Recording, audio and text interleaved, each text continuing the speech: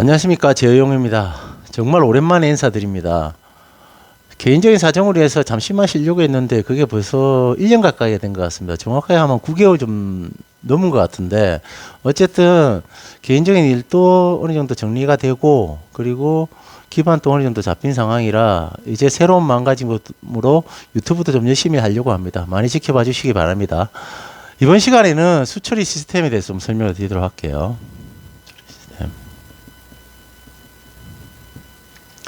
수처리 시스템은 두 가지로 나누죠. 정수 시스템과 폐수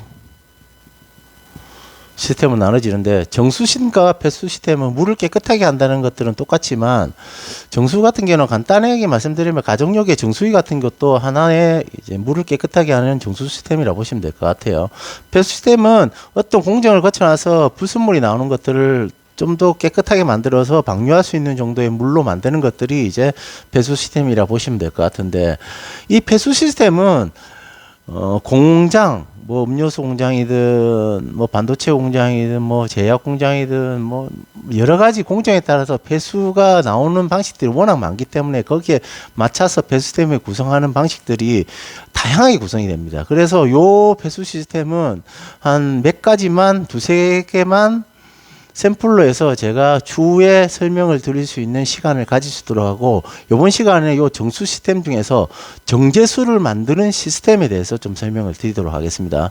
일반 정제수란 자체는 반도체 공장이나 제약 공장 같은 경우에는, 특히 이제 제약 같은 경우에는 주사용수를 만들기 위해서는 우리가 몸에 직접 물이 들어가야 되기 때문에 이걸 엄청나게 깨끗한 물을 만들어야 됩니다. 반도체 공장도 마찬가지겠죠. 물 자체에서 불순물이 들어가게 되면, 어떤 세척이나 이런 것들을 하게 되면 거기서 불순물이 반도체 내에 묻으면 불량률이 굉장히 높아지기 때문에 깨끗한 물을 만드는 게 정말 중요합니다. 그래서 이 정제수를 만드는 과정과 그 장비에 대해서, 그리고 거기에 들어가는 센서에 관련된 부분들까지 이번 시간에 좀 설명을 드릴 수 있도록 하도록 하겠습니다. 자, 그러면 우리 이 정제수를 만드는 정수 시스템은 보통 이제 5가지 장비로 구성이 된다고 보시면 될 것 같아요. 나머지 탱크나 펌프류, 뭐 열교환기 이런 것들 다 제외하고 이 정제수를 만드는 이 장비 5가지에 대해서 좀 설명을 드릴 수 있도록 할게요. 먼저 첫 번째 장비는 이렇게 이제 동그랗게 필터가 들어갑니다. 카본 필터. 카본 필터가 들어요. 요 카본 필터는 뭘 걸러내냐면 중금속을 걸러냅니다. 중금속. 다음은 이제 마이크로 필터입니다. 마이크로 필터가 들어갑니다. 마이크로 필터는 물내에 이제 찌꺼기를 걸러낸다고 보시면 될 것 같아요. 고용물질이나 이런 것들을 찌꺼기를 걸러낸다고 보시면 돼요. 고용물. 그래서 더 깎고, 그 다음에 들어갈 것들이 조금 중요한 건데, 이렇게 네모나게 생긴 요런 길쭉하게 생긴 것들이 들어갑니다. 뭐 이렇게 들어가는데, 요게 이제 멤브레인이라고 합니다. 그러니까 요 멤브레인은 역삼투압 방식의 이제 필터라고 보시면 될 것 같은데, 여기에서 걸러내는 것은 염소 성분, 염분이죠. 염소 성분을 걸러낸다고 보시면 될 것 같아요.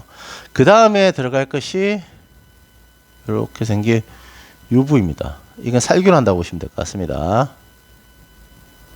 뭐 컵 살균하는 것들이 다 UV로 살균하죠.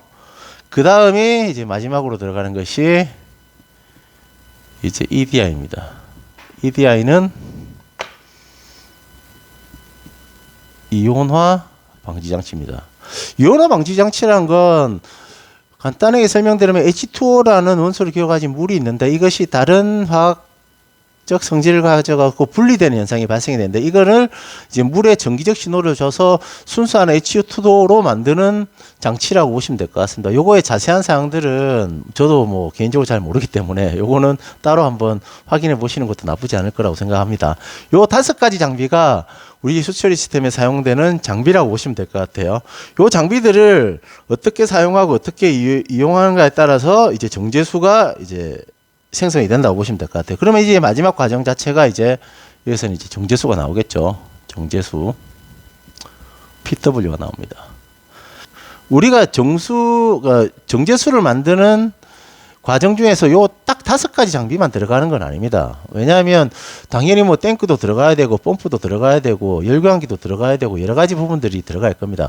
그거는 제가 다음 시간에 P&ID를 가지고 전체적인 중간중간 들어가는 장비들이나 이런 것들을 설명을 드릴 수 있는 시간을 갖고, 이번 시간에 요 5가지 장비를 이해하는데 이제 목적을 두면 될 것 같습니다. 첫 번째는 카본 필터, 다음에 마이크로 필터, 멤브레인, UV, EDR, 요 5가지 장비가 실질적으로 수처리 시스템의 정제수를 만드는 수처리 시스템의 가장 중요한 장비라고 보시면 될 것 같아요. 그리고 난 뒤에 우리는 요 수처리 시스템을 구성을 하고 난 뒤에 우리 자동 제어 쪽에서는 당연히 이 정제수에 대한 부분들이 얼마나 정제가 잘 됐는가에 대한 부분들을 판단을 해야 될 거 아닙니까? 그 판단을 하는 것들에 대한 부분들은 2가지가 있습니다. 전도도와 TOC입니다. 전도도는 저항과 반대라고 보시면 될 것 같고, 얼마나 이제 전기를 잘 흘려 보내는가에 대한 부분들을 측정하는 건데, 요거에 이제 그 단위는 지멘스입니다. 지멘스 S죠. 그리고 보통은 마이크로 지멘스 퍼 센티메다 제곱으로 이제 표시가 되고요. 그리고 TOC는 ppb라는 단위로 측정이 됩니다. TOC란 거는 뭐냐 하면 토탈 오르가닉 카본이라는 단어인데, 총 유기탄소량을 측정하는 거라 보시면 될 것 같아요. 전도도와 TOC를 가지고 수질이 얼마나 좋냐 안 좋냐를 판단한다고 보시면 될 것 같습니다. 보통 전도도는 무조건 요 RO 멤브레인이 지나는 단에서 무조건 COC, 그러니까 우리가 말하는 전도도가 무조건 들어간다고 보시면 될 것 같고, 그리고 요 정제수가 나오는 요 말단에는 무조건 TOC와 C가 들어간다고 보시면 될 것 같아요. 보통 국내 기준으로 전도도는 2.1 마이크로 지멘스가 이하가 돼야지만이 기준치고, TOC 같은 경우는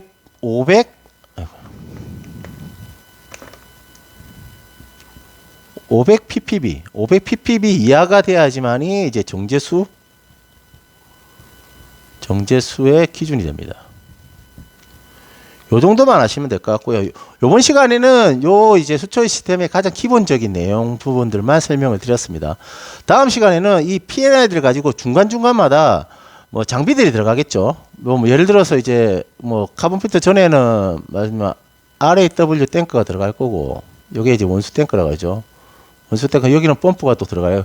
펌프가 들어갈 수도 있고, 여기 압력계나 이런 것들이, 당연히 탱크가 있으면 LT도 들어갈 거 아닙니까? 레벨 트랜스미터 들어가고, 그리고 중간중간 열교환기도 들어갈 거고, UV 살균제 이제 멤브레인 지나면은 또 펌프가 들어갈 수도 있고, 정제수 요게 이제 RO가 지나가면 요런 쪽에서는 RO 탱크가 들어갈 수도 있습니다. RO 탱크도 들어가고, 그리고 EDI가 지나서 또 정제수 PW 탱크가 들어가고, 그 다음에는 주사용수 뭐 DI 뭐 초순수 물이 들어갈 수 있는 여러 가지 공정들이 중간중간에 들어갑니다. 이런 것들은 여기서 다 표현하기 힘들기 때문에 제가 다음 시간에 P&ID 수처리 시스템의 P&ID를 가지고 설명을 드릴 수 있도록 하도록 하겠습니다.